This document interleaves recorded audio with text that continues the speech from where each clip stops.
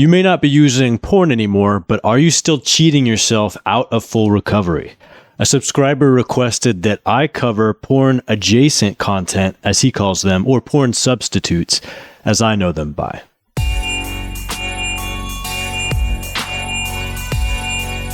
Today's Anon writes, would you do a video on porn-adjacent content and why it needs to be avoided too? That's my nickname for things that affect similar pathways as porn in the brain that could impede recovery, but that we don't necessarily realize are still things that can interfere with recovering our full function. I call those things porn substitutes, stuff that might not technically be porn. If you look up the definition of pornography in the dictionary, it doesn't apply to these things, but it's lighting up your neural pathways in your brain in much the same way that watching porn or masturbating to porn would. Some examples would include sexting, reading or listening to erotica, looking through dating apps or social media, specifically just to get that dopamine buzz of looking at the pictures rather than actually looking to make real in-person social events or hangouts or dates happen. Engaging in porn-inspired fantasy, memories of porn, or fantasies that are similar to porn in their nature, and that can be as simple as you're switching your fantasy every few seconds or every 30 seconds or a minute, much like you would switch videos going from tab to tab. Or trying to even recreate ideas that you've gotten from porn and recreate those fantasies in real-life intimate experiences. And that can be a difficult line to tread because as a recovering porn user, especially if you've been using since before you ever went on a date or kissed somebody or had sex, you probably don't know what real healthy sex without the influence of porn looks like. And so it's difficult to discover that, and that's a process, it's a journey. But many times people will try to just recreate what they've seen in porn. Monkey see, monkey do. And doing that without any critical thinking about what you're doing is a mistake. I saw your video of why intermittent use of porn is still very harmful, Anon writes. And if you haven't seen this video, you should search for it on my channel. It's called Why Reducing Porn Use Could Be Harmful, or something like that. And it's a little bit of a clickbaity title, but intermittent use is the topic of that video. And intermittent use is when you're no longer just using whenever you feel like it. You're having periods of abstinence. This often happens once someone realizes porn is harmful to them. They'll start trying to abstain. They'll go for a week, several weeks, maybe even several months, and then they'll come back and they'll use again. And the reason that this carries its own harm is because you are basically training your brain. You're telling your brain, even though I may go for weeks or months without porn, you should hold on to that wiring and that conditioning for pornography because it's going to come back. Whereas someone who was a regular user who then realized its harm and stopped using altogether and stayed porn-free, their brain is more easily and more quickly able to adjust to that new reality, that porn-free reality. And their healing will actually happen quicker than someone who has been caught in the intermittent use cycle for several months or several years and then finally becomes porn-free permanently. You can still heal all the way.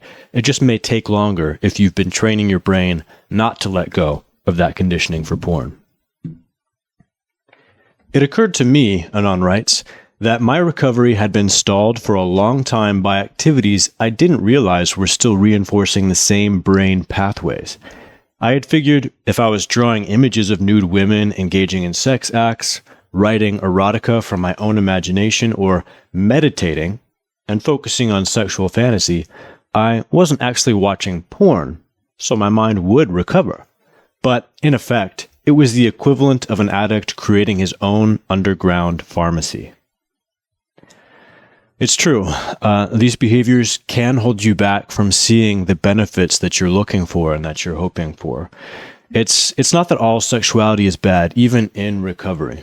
If you watched a lot of my videos, you know that I don't think porn-free masturbation in and of itself is harmful, and it can be a healthy part of someone's recovery as long as they're following certain guidelines and really making it a separate activity from the compulsive use of porn and porn-based sexuality that they were formerly engaged in. If you want to learn more about that, watch my video, Is Masturbation Healthy or Not? And of course, real sex and real intimacy, it's what most of us are aiming for. It's what we want to build into our lives. And so it's not bad in and of itself, but pursued in improper ways, it can actually delay your recovery and maybe reinforce some of those porn pathways that you nurtured for so long. If you are, especially in the early days of recovery, searching for other ways of getting that fix that you can no longer get with porn, and you're looking for these porn-adjacent activities, whether it's acting out your fantasies with someone in person or sexting somebody or looking on social media for stimulating pictures or listening to audio content or reading written content, you're just searching for that fix. You're cheating yourself out of the process of being completely abstinent, which is able to teach you, mind and brain, that you don't need that fix to survive. You can do just fine without it. And when you've fully learned that lesson, both psychologically and neurologically, then you can choose to enjoy sexuality without feeling like you need it, like it's necessary, like it's a compulsion.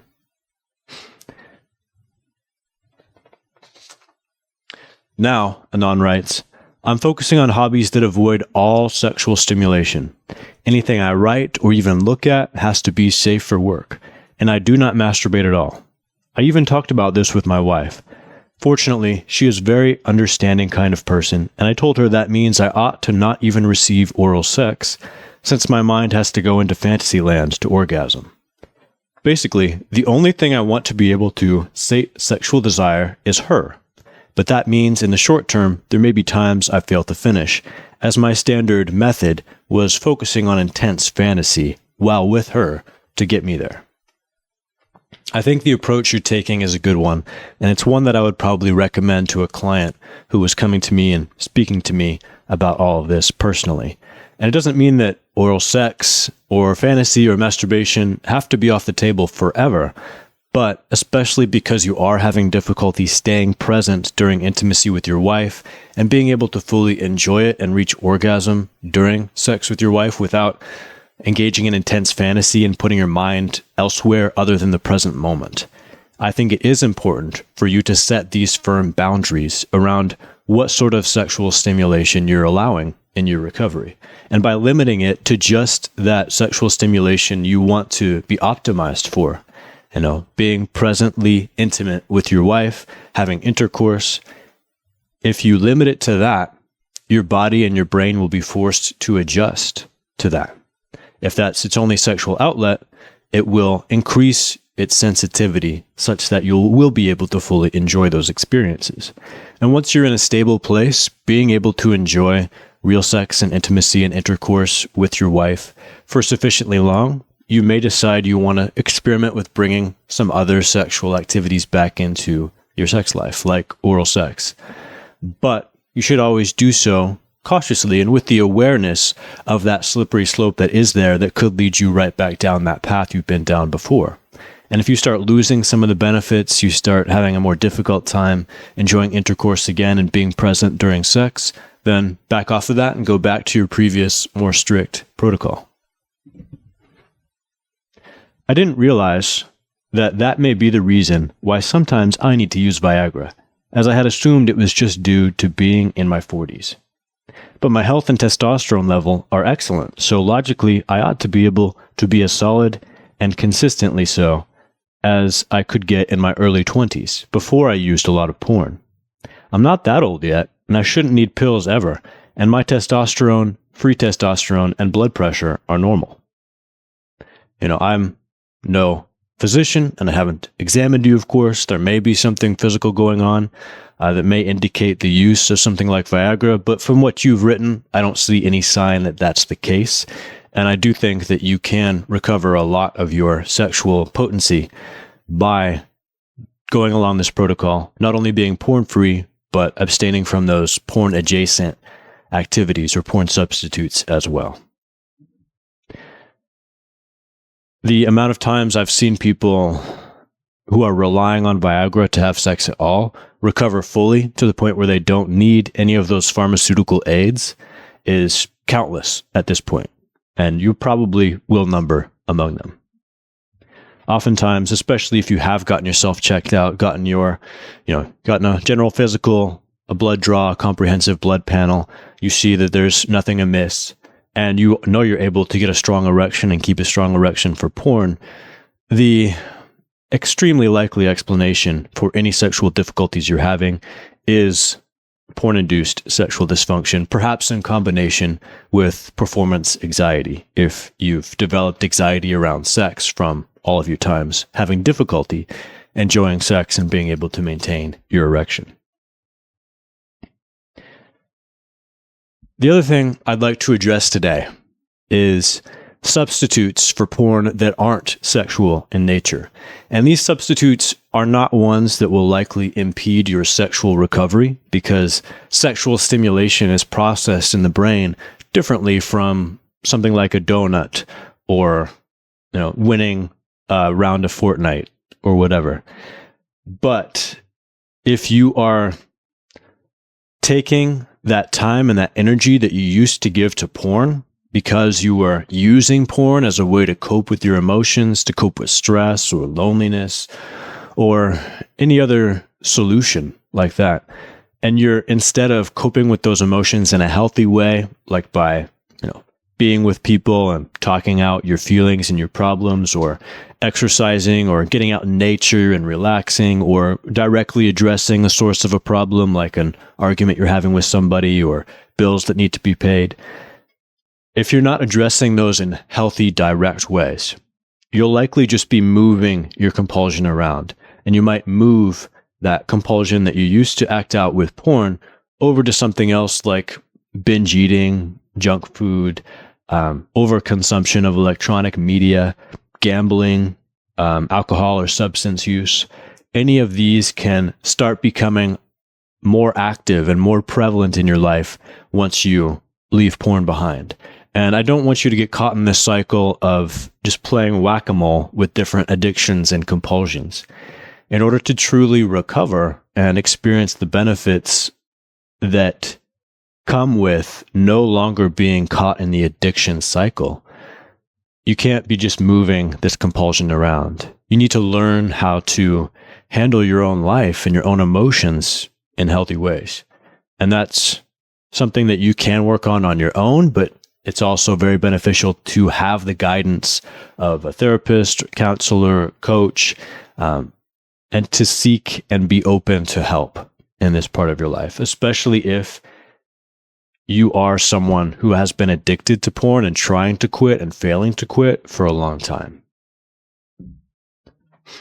All right. If you're keen to avoid that cycle of continuing to sabotage your own life and your own relationships and your own progress by going back to porn or using porn substitutes or moving that addiction around to places that aren't explicitly sexual in nature, then go down to the description below and click my link tree, where you'll see a bevy of helpful resources at all price points, including free, that will help you move forward on this journey.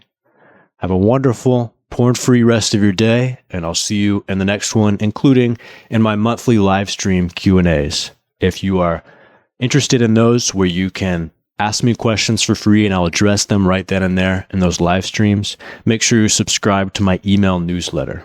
In that link tree below, click to get my free ebook, and that'll subscribe you to the newsletter so you can always be alerted when a new video like this comes out, or I'm about to do a live stream Q&A here on YouTube.